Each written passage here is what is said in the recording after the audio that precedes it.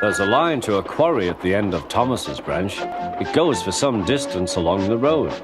Thomas was always very careful to whistle here in case anyone was coming.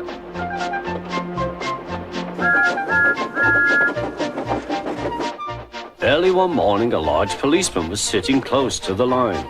Thomas liked policemen. He had been a great friend of the officer who had just retired. Peep, peep, he whistled, "Good morning." Thomas expected that the new officer would be friendly too, but was sorry to see that he didn't look friendly at all. He was red in the face and very cross. "Disgraceful," he spluttered. "I didn't sleep a wink last night. It was so quiet, and now engines come whistling suddenly behind me." "I'm sorry, sir," said Thomas. "I only said good morning." A policeman pointed to Thomas.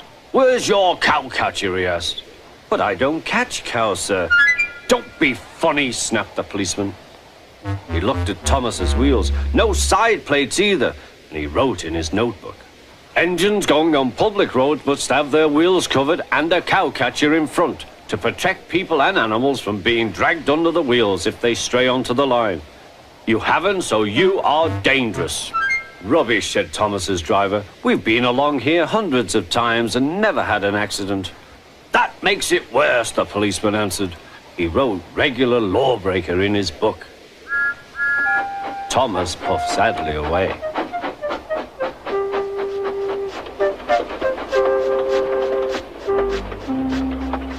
Sir Topham Hatt was having breakfast. He was eating toast and marmalade. The butler came in. "Excuse me, sir, you are wanted on the telephone." "Bother that telephone," said Sir Topham Hatt. "I'm sorry, my dear," he said to his wife. "Thomas is in trouble with the police, and I must go at once." At the station, Thomas's driver told Sir Topham Hatt what had happened. "Dangerous to the public, indeed. We'll see about that." Sir Topham Hatt spoke to the policeman. But however much he argued with him, it was no good. "The law is the law," he said, "and we can't change it."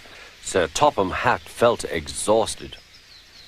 "I'm sorry, driver," he said. "It's no use arguing with policemen. We will have to make those cowcatcher things for Thomas, I suppose." "Everyone will laugh, sir," said Thomas. "They'll say I look like a tram." Sir Topham Hatt stirred. Then he laughed. "Well done, Thomas. Why didn't I think of it before? We want a tram engine. When I was on my holiday, I met a nice little engine called Toby. He takes freight cars from the farms, but the trucks are taking over most of his work and he needs a change. He has cowcatchers and side plates. I'll write to his superintendent at once."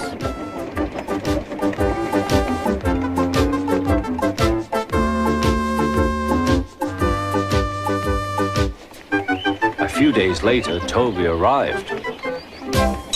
"That's a good engine," said Sir Topham Hatt.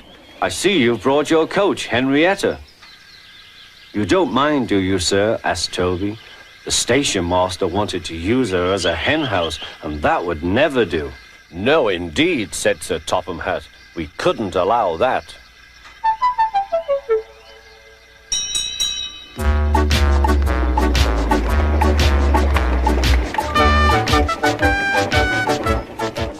Toby made the silly cars behave even better than Thomas did.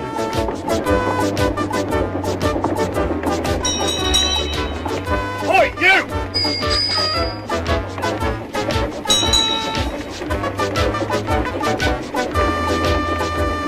At first, Thomas was jealous, but he was so pleased when Toby rang his bell and frightened the policeman. They've been firm friends ever since.